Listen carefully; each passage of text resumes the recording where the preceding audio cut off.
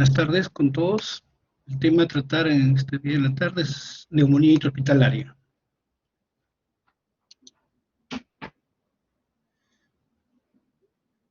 Se define la neumonía intrahospitalaria aquella que se produce 48 horas o más después de la admisión en el hospital. Hay dos tipos: la temprana, que es antes de los 5 días, y la neumonía intrahospitalaria tardía, que es después de los 5 días. Algunos autores consideran como la neumonía intrahospitalaria cuando ocurren hasta 30 días post-hospitalización, o sea, post-estado de alta muchas veces.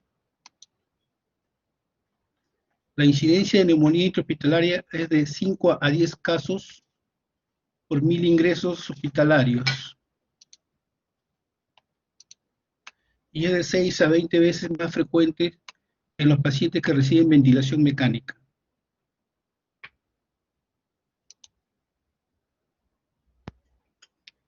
En relación a neumonía cierta, es aquella donde hay nuevos infiltrados pulmonares progresivos y persistentes por más de 24 horas. Presencia de secreciones traqueales purulentas, más uno de los siguientes. Puede haber cavitación radiográfica, que se puede evidenciar en la tomografía, que preferentemente indica que es un acceso, confirmada por cultivo de material de punción. Se toma una muestra del acceso y se manda al laboratorio. O puede haber evidencia histológica de neumonía, obteniendo la muestra por biopsia o necropsia, con formación de accesos o área de consolidación con intensa infiltración leucocitaria, o la presencia de un cultivo positivo del parénquima que contenga mayor o igual 10 a la 4 unidades formadoras de colonias por gramo de tejido de biopsia, ¿no? Factores de riesgo. Tenemos enfermedades predisponentes serias, la malnutrición, tratamiento inmunosupresor, pacientes mayores de 60 años, cirugías recientes, algunas técnicas invasivas, antecedentes o que el paciente padezca enfermedades neuromusculares, cuadros de depresión o toma de conciencia, el uso de antiácidos, la estancia o permanencia en la unidad de cuidados intensivos, la intubación endotraqueal y el soporte ventilatorio.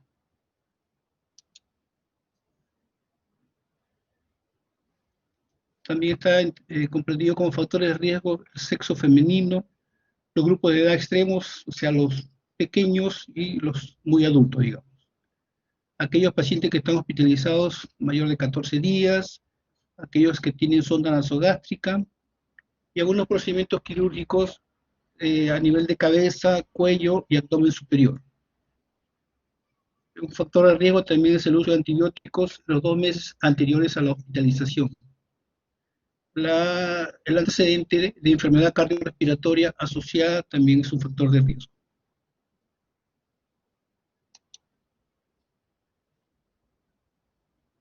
Relacionando el factor de riesgo frecuente versus el agente causal. Una broncoaspiración, el agente causal serían las bacterias anaerobias.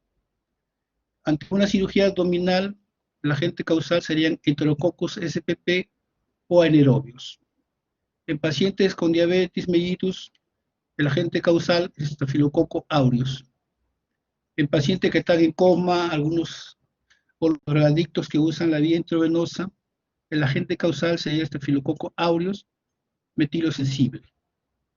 Ante un paciente con falla renal crónica, el agente causal sería el Staphylococcus aureus metilosensible. El uso de glucocorticoides podría conllevar a que el agente causal es la Legionella spp. En relación a hospitalizaciones prolongadas, ya sea en pisos,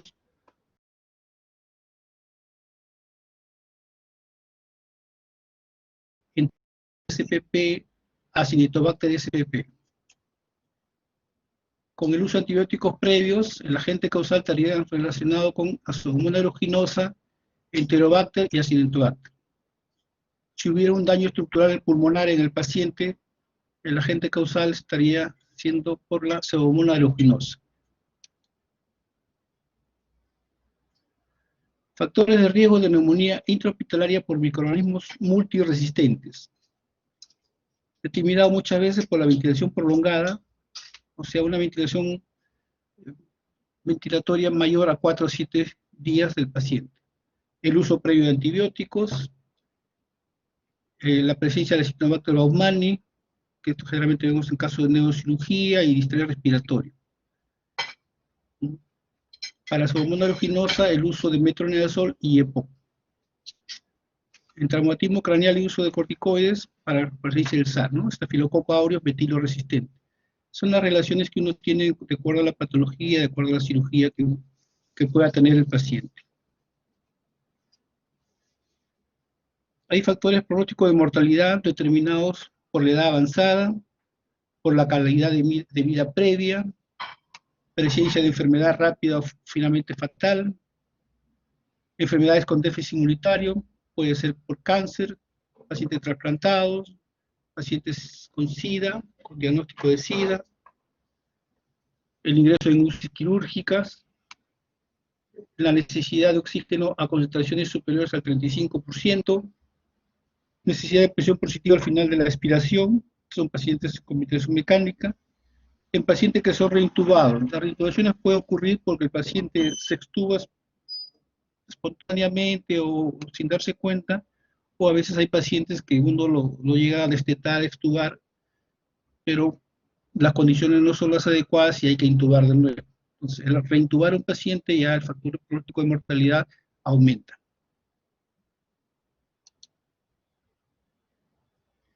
Otros factores pronósticos de mortalidad, tenemos las disfunciones orgánicas no pulmonares, ¿no? Particularmente cuando el número de defectos es mayor de 3, o sea, cuando hay problemas con otras, digamos, cardíacas, hepáticas, renales. Cuando el paciente presenta shock, una sepsis grave también, ¿no? Ensombrece el pronóstico. Un compromiso bilateral, se refiere a compromiso bilateral pulmonar. Cuando hay concentraciones séricas elevadas de interleucina 6, el tratamiento antibiótico inadecuado, una neumonía tardía, la secuencia patógena de alto riesgo, gram negativos, no fermentadores y el SAR. SAR se refiere a la estafilococo aureus metilo resistente. Rutas de ingreso de la infección. Uno de ellos, principalmente la microaspiración de secreciones de la orofaringe previamente colonizada por bacterias patógenas. La broncoaspiración masiva, cuando hay el reflejo nauseoso alterado o cuando hay alteración en el estado de conciencia, también puede ocurrir durante la intubación endotraqueal, la utilización de sonda nasogástrica y en enfermedades esofágicas. La contaminación hematógena se presenta, proviene de sitios distantes, es importante durante periodos postoperatorios mayormente, y pacientes con catéteres y sondas vesicales. Estos, digamos, catéteres, sondas vesicales que pueden estar a distancia, se infectan y eso de ahí, por vía hematógena, llegar a ser una neumonía intrahospitalaria.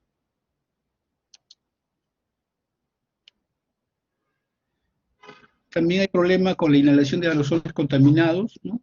La aspiración de aerosoles contaminados es la responsable de infecciones por legionela, algunos virus, Mycobacterium tuberculosis y hongos, especialmente durante ventilación mecánica utilizando sistemas de humidificación contaminados. Colonización de boca y orofaringe, ¿no? La ausencia de fibronectina en un 42 o 46% de los patógenos neumonía intrahospitalaria se aislaron previamente en la orofaringe. Colonización traqueal. Se produce a las 24 horas en un 80-89%, principalmente por Pseudomonas aeruginosa.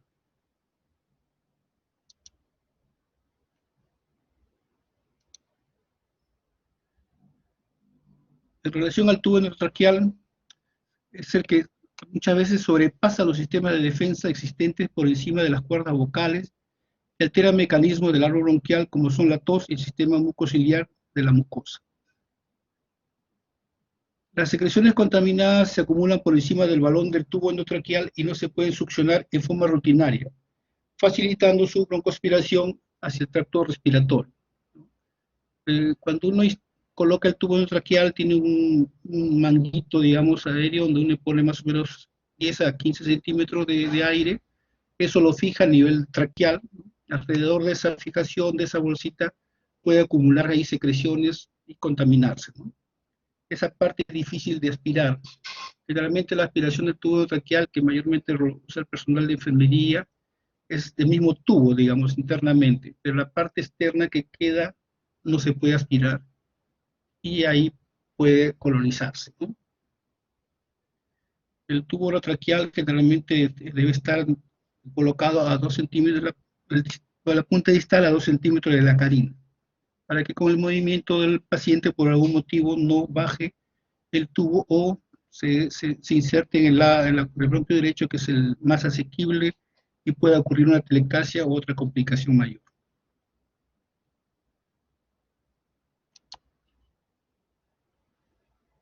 Biofilm del tubo endotraqueal. El 70% de pacientes con neumonía intrahospitalaria tuvo patógenos aislados en tubos endotraqueales previamente.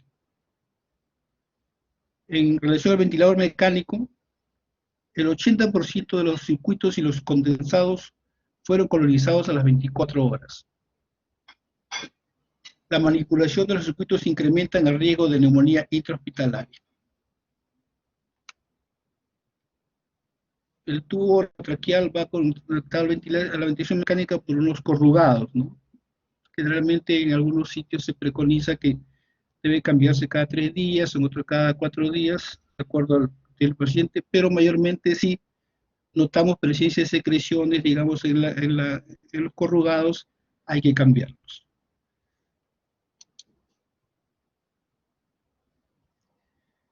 La translocación desde el tracto gastrointestinal es por aumento del pH gástrico y se encuentra por encima de 4.0, lo cual puede ocurrir en pacientes ancianos, acloridia, ilio, enfermedades del tracto digestivo superior, nutrición enteral, antiácidos, antagonistas H2.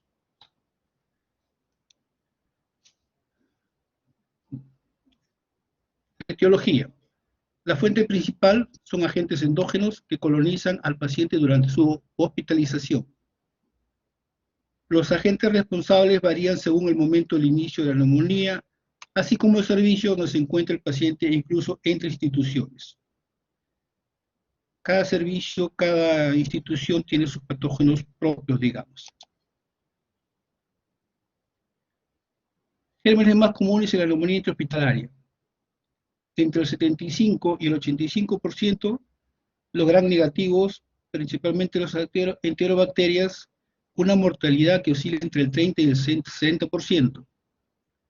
El 15% son originadas por gram positivos, dentro de ellos Staphylococcus aureus y Streptococcus, con una mortalidad entre el 5 y el 20%. ¿No?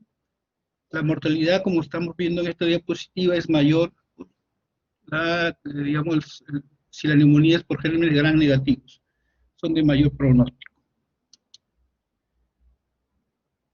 La pseudomonas SP es el germen más frecuente en el paciente ventilado.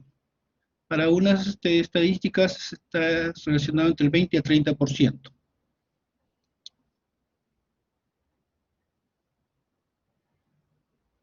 Hasta en el 50% de las neumonías intrahospitalarias se conoce el germen patógeno, pues por los diferentes métodos diagnósticos no se aísla ningún organismo.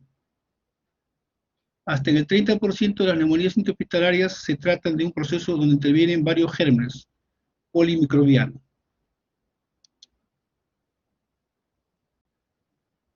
La etiología polimicrobiana es frecuente. Se presentan alrededor del 40% de las neumonías intrahospitalarias en las series y es más frecuente en pacientes con síndrome de distrés respiratorio agudo.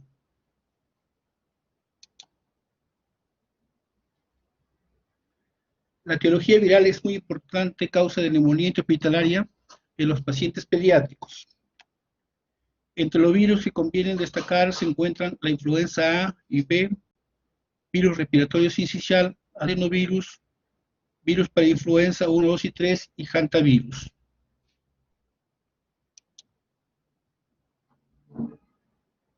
Acá tenemos una proporción, un porcentaje de gérmenes más comunes en la neumonía intrahospitalaria.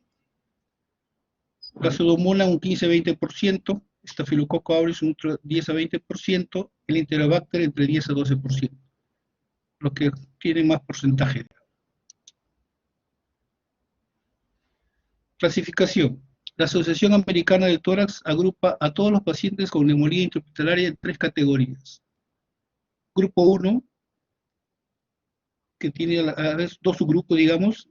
Uno de ellos, el primero es enfermedad leve a moderada en personas sin factores de riesgo, inicio temprano o tardío. La otra es la enfermedad severa de inicio temprano, o sea, menor de 5 días. El grupo 2 es aquella que la enfermedad es leve a moderada, con factores de riesgo, inicio temprano o tardío. El grupo 3 es una enfermedad severa con factores de riesgo, inicio temprano, menor a 5 días. Puede haber o la enfermedad severa de inicio tardío, que es mayor de 5 días.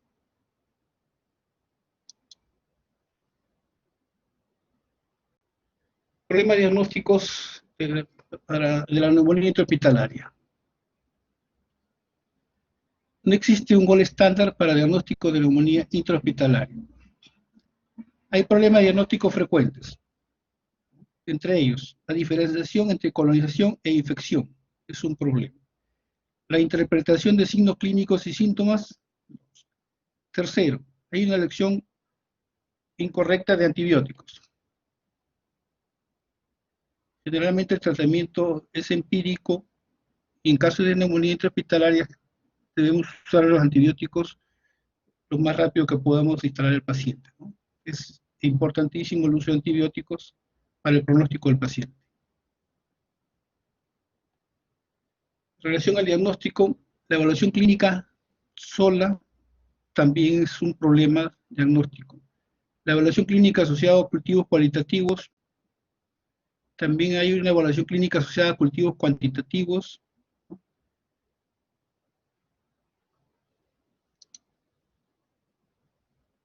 La evaluación clínica.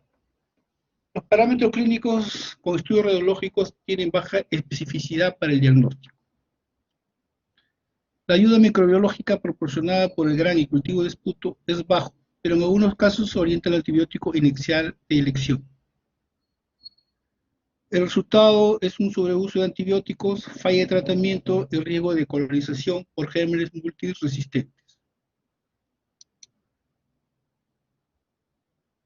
Se ha planteado el uso de puntajes basados en las manifestaciones clínicos del paciente, Clinical Pulmonary Infection Score, CPIs. El puntaje varía de 0 a 12. Los puntajes por encima de 6 orientan a un diagnóstico correcto de neumonía intrahospitalaria y un uso justificado de antibióticos. Las estrategias basadas en el uso del CPSI demuestran menor costo en uso de antibióticos y aparición de resistencia y superinfección. Acá, ¿qué cosa califica? Los criterios son la temperatura, la leucocitosis, secreciones traqueales, el PAFI, la radiografía de pulmones y la progresión, la radiografía, pero acá progresión de las imágenes, digamos, y el cultivo o grano. Todo eso lleva un puntaje, ¿no? 0 a 12, como dijimos. La tabla está acá, los criterios, los valores de normalidad y los puntos hacia el lado derecho. Uso de cultivos por broncofibroscopía. Son los cultivos más recomendados a la fecha para diagnóstico de neumonía intrahospitalaria.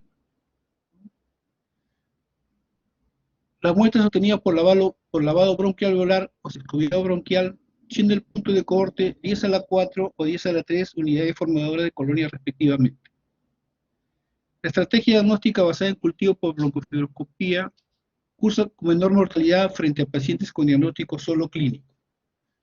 Entonces es importante el paciente que está intubado en ventilación mecánica, cultivarlo. La mejor manera de obtener la muestra es la broncofibroscopía. La broncofibroscopía puede ser por un VAL, lavado bronquial alveolar, o escobillado, que pocas veces estoy usando actualmente, Y lo otro que se está usando actualmente ya como innovación es hacer la biopsia transbronquial. Desde el punto de vista diagnóstico.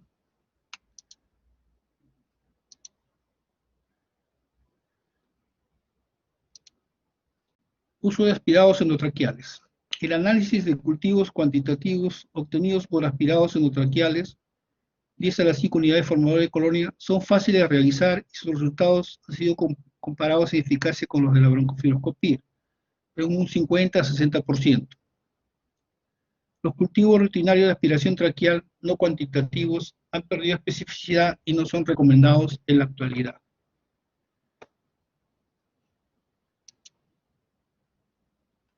La radiología. Los infiltrados pueden ser muy pequeños y difíciles de apreciar, especialmente en radiografías portátiles. La pausa inspiratoria es prácticamente imposible cuando el paciente se encuentra en ventilación mecánica, haciéndolas menos específicas para el diagnóstico. La tomografía axial del tórax puede diagnosticar hasta en un 26% más los infiltrados pulmonares, a más de definirlos más exactamente que la placa simple del tórax. Pero lamentablemente el paciente cuando está en ventilación mecánica, está intubado, el acceso a una tomografía es un poco complicado. Puede estar su estado crítico y no se puede movilizar. Pero los pacientes que podamos conseguir la tomografía es importante, ¿no? Para su diagnóstico y ver la evolución y ver el pronóstico. Esta es una imagen de radiografía acá al lado izquierdo del pulmón, donde vemos un acceso pulmonar. En relación al diagnóstico, la interpretación de las secreciones bronquiales purulentas y su diagnóstico microbiológico también es difícil. La orofaringe de los pacientes moderadamente enfermos hospitalizados rápidamente aparecen colonizados por microorganismos patógenos. En aspirados traqueales, la presencia de cultivos positivos para microorganismos comunes o inclusive patógenos como Pseudomonas aeruginosa o Staphylococcus aureus no asegura el diagnóstico microbiológico adecuado de neumonía nosocomial. Las más extensas investigaciones se han hecho con la utilización de cepillos endoscópicos bronquiales protegidos y de lavado bronquial alveolar. Se acepta que cultivos cuantitativos positivos para más de 1000 o 10.000 unidades formadoras de colonia por mililitro.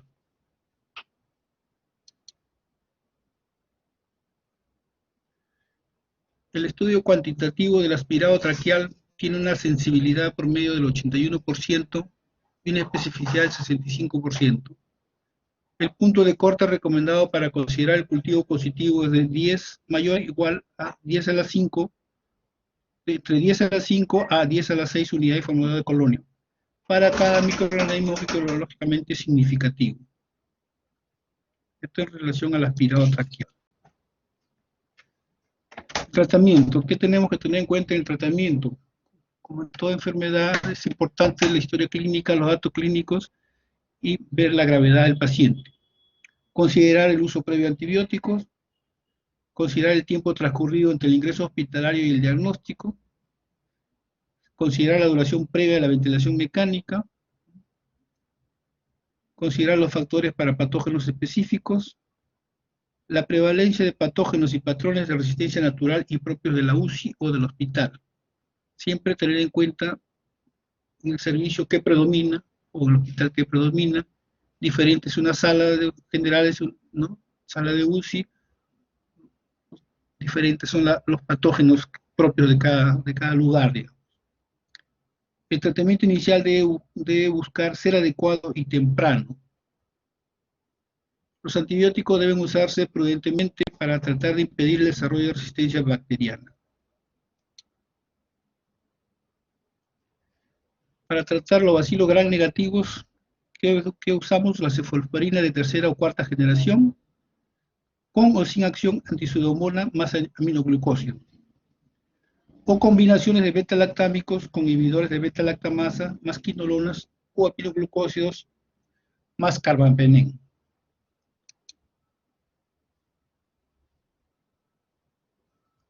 En relación a cepas productoras de PL, o sea, el E. coli y la Klebsiella, se debe usar aminoglucósidos más fluorquinolonas Entre las fluoroquinolonas tenemos la ciprofloxacina, la levofloxacino, trobofloxacino, ¿no? O usar imipenencestatina, ¿no? O meropenem. Frente a una cepa de Enterobacter spp se recomienda no usar cefalosporinas y usar otros antimicrobianos con actividad para bacilos gram negativos.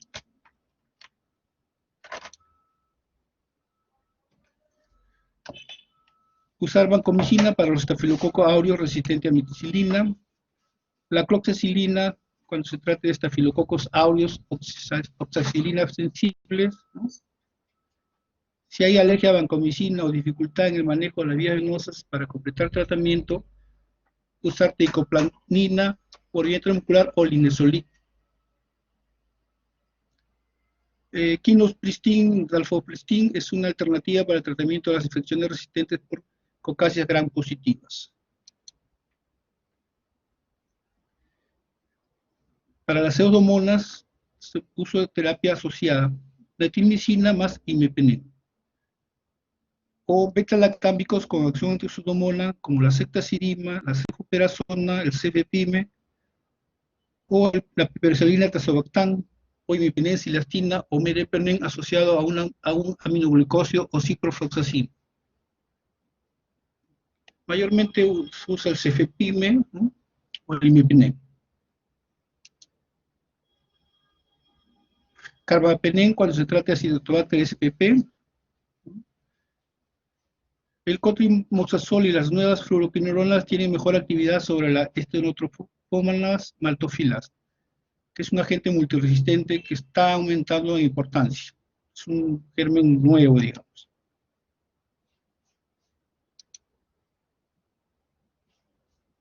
El tratamiento en relación a lo que manifesté anteriormente, grupo 1, o sea, aquellos que tienen menos de 4 días de ingreso en la UCI o menos de 7 días en el hospital, que no hayan recibido antibióticos durante más de 24 horas en los últimos 15 días, que no tengan otros factores de colonización, orofaringe por patógenos multiresistentes.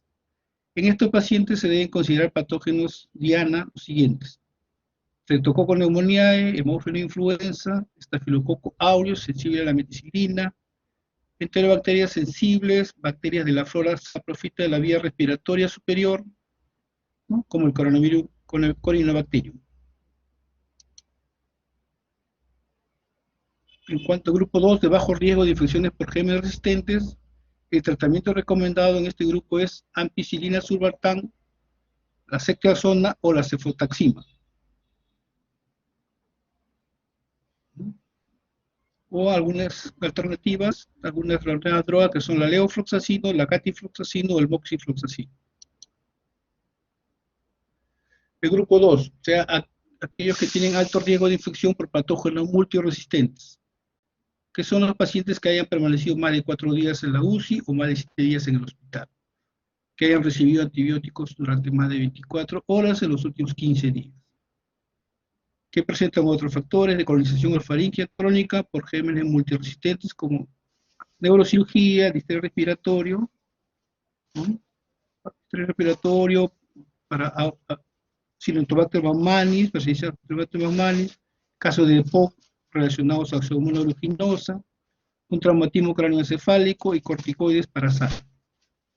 En estos pacientes se deben considerar patógenos diana los siguientes: Pseudomonas aeruginosa, Acinetobacter, ¿no? La maltophilia, enterobacterias multiresistentes y el SARS. Grupo 2, alto riesgo de infección por patógenos multiresistentes. En este caso, el tratamiento propuesto en este grupo es carbapenem. Para los gram negativos, teniendo en consideración los patrones de resistencia locales y glucopépticos, como la vancomicina y la teicoplanina. Y si se tratara del SARS, si hubiera resistencia, digamos, estafilococcus aureus multiresistentes, se puede usar la quinupristin, dalfopristin.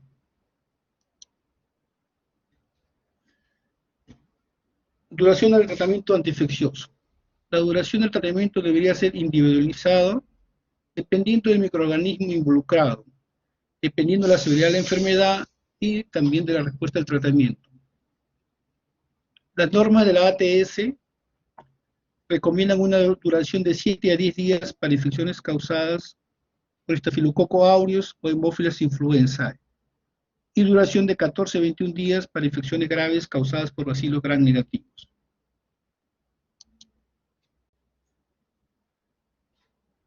Falla del tratamiento: por inadecuado esquema de tratamiento, por cepas resistentes, por presencia de patógenos inusuales, por superinfección, por un poco concomitante de infección, y algunas condiciones no infecciosas.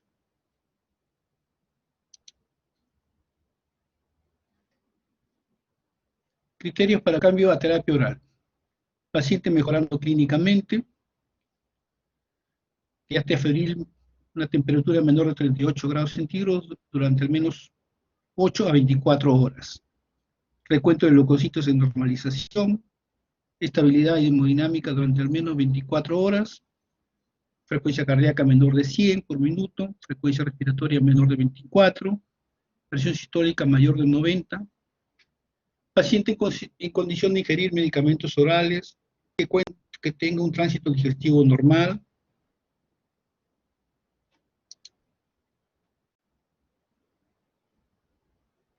Acá una fotografía de un ventilador, ¿no?, mecánico, acá para la oxigenación, las mascarillas, diversas.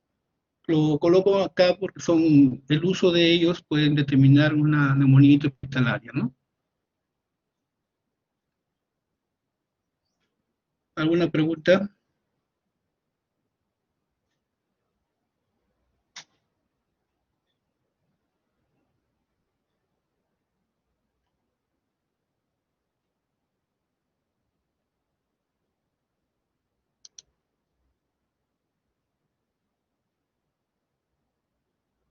De las neumonías intrahospitalarias, siempre hay un gran porcentaje de pacientes que llegan a esto. Actualmente, este año principalmente debe haber aumentado como consecuencia de la pandemia, ¿no? Porque ha aumentado, digamos, la cantidad de pacientes que van a ventilación mecánica, el tiempo que ellos están en ventilación mecánica es de mayor tiempo, ¿no? Entonces, tienen presencia del tubo traqueal a nivel traqueal, o en todo caso llegan a la traqueostomía. Todos estos son factores que condicionan, como hemos visto, que el paciente se infecte, ¿no? Que haga una neumonía intrahospitalaria.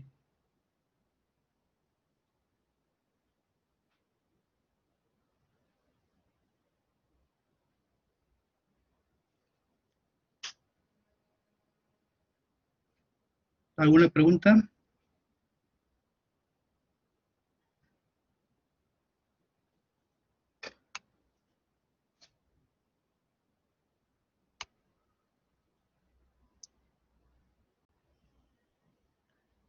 Si no hay preguntas, estamos terminada esta clase. Gracias, hasta luego.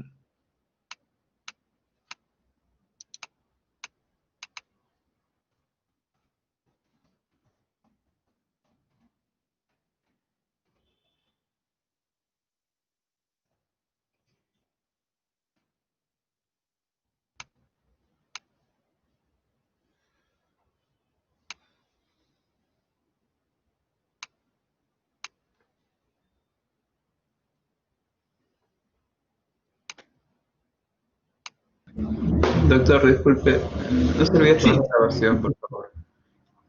dime. Digo que no se me olvidara apagar la grabación, por favor. No te entiendo. No, ¿Escribes? la grabación, digo que no se olvide apagarla, por favor. Ya, ya. Gracias. Ya, correcto.